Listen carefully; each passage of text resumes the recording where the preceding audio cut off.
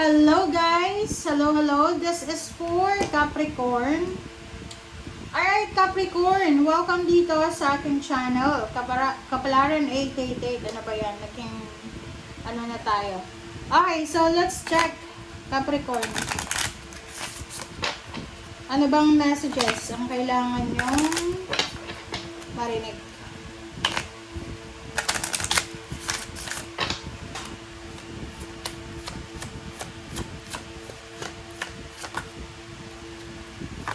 Okay, pareho din to ng ng Sagittarius ata yun.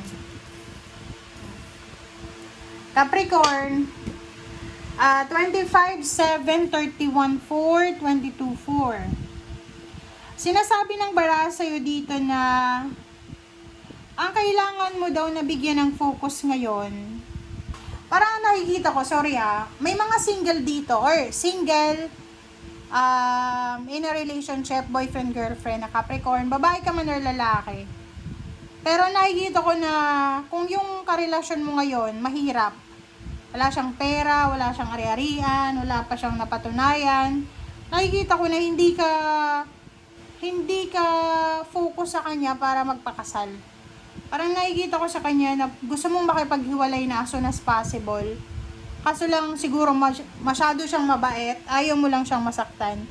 But ang nakikita ko sa'yo dito, isang kaibigan, LGBT yung kaibigan mo pwedeng LGBT siya, or babae, or kung lalaki ka, lalaki din yung kaibigan mo.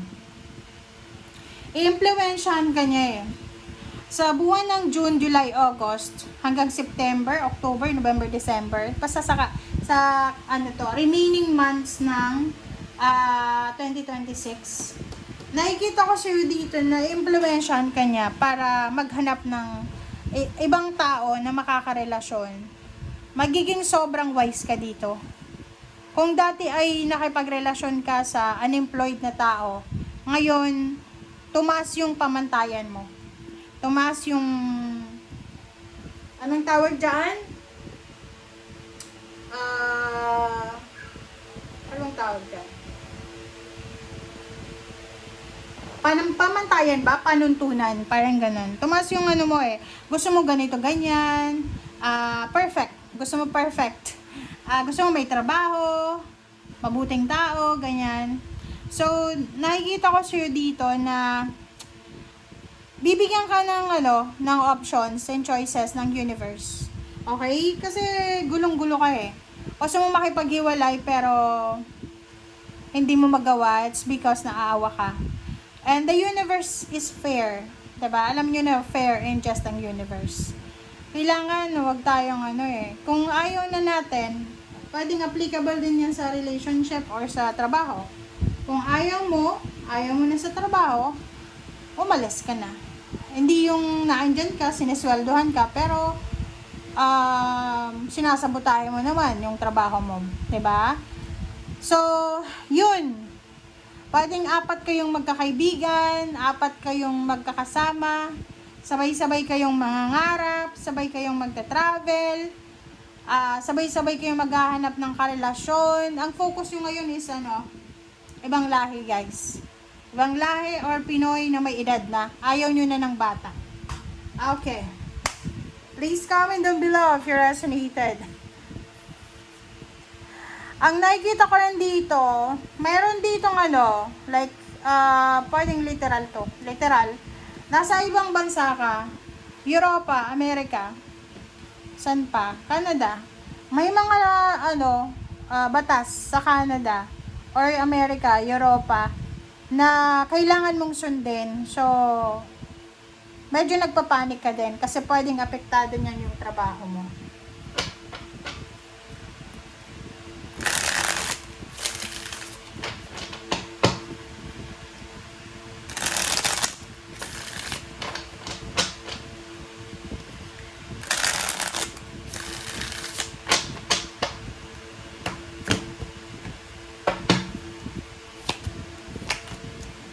Okay, the Moon and 2 of Pentacles. Diba? Sabi ng baraha sa'yo dito, may mga Capricorn na medyo nag-aalala ka. nag-aalala ka kung anong mangyayari sa relationship mo. Sa kasalukuyan na, lalo na kung pareho kayong kumikita lang ng maliit.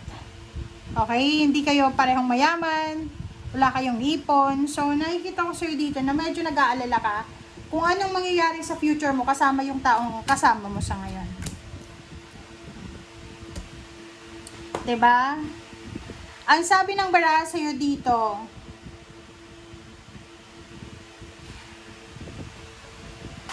naghahanap ka Naghahanap ka ng isang tao na pwedeng bigyan ka or mag-propose sa'yo ng kasal.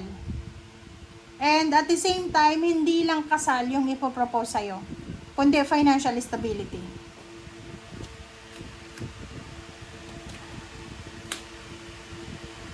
Okay, Page of Swords and Queen of Pentacles. So, sabi ng baraha sa'yo dito na sa kasalukuyan, hindi sa materialistic ka, pero yun na nga. Ano bang tawag doon sa taong importante sa'yo yung pera kaysa sa relationship? Diba? Eto siya, oh. Sinasabi ng baraha sa'yo na in the near future, siguro mga ngayon, sa November ba? O yung pinakamatagal is 11 years from now. Or 10 years from now. Parang ganun. Hahanapin mo talaga kung saan ka pwede. Hahanapin mo kung sino yung magdadala sa'yo doon sa tagumpay na minamanifest mo.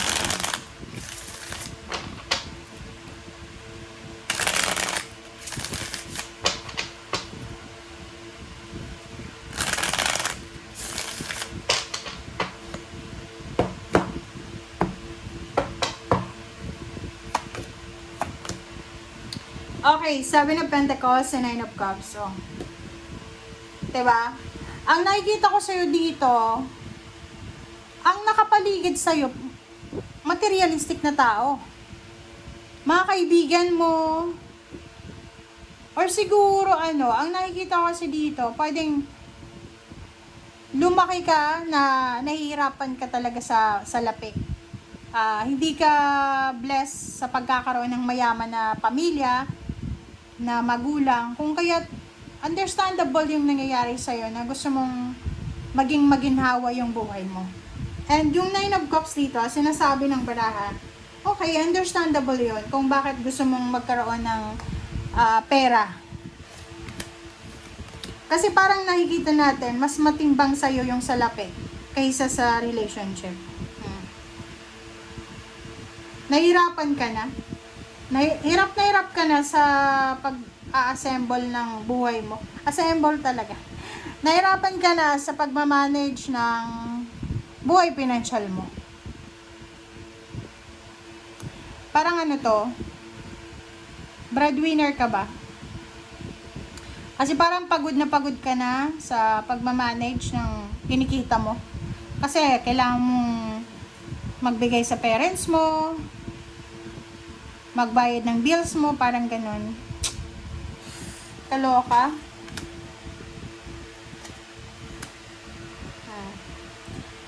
Four of Cups and Queen of Pentacles. Kaloka ka, oh. Sinamarize mo lang. Diba? Sinamarize mo lang yung lahat ng readings mo. Ang sabi ng baraha ngayong buwan ng June, ang focus mo is maging Queen of Pentacles. Puro ito yung iniisip mo nag-i-imagine ka. Full of imagination ka. Parang ganon. Nag-i-imagine ka na maybe how many years? 4 years from now, nasa Europa ka na, nasa Canada, or nasa Pilipinas.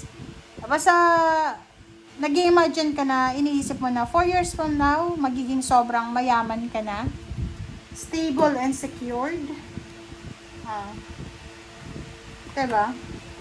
Ay sabi ng baraha sa'yo dito, pagod ka na sa away, gulo na nangyayari sa buhay mo. Pagod ka na makipagsapalaran para lang sa pera. Pagod ka na sa trabaho, negosyo, kung may negosyo ka. Pagod ka na sa pag-a-apply, kung nag-a-apply ka pa lang ng trabaho. or may mga problema talaga. Pera talaga to guys. Nahihirapan ka na tanggapin na wala kang pera, tanggapin na hindi ka na-hire sa company na gusto mo, parang ganun. Alright, so thank you guys. Bye!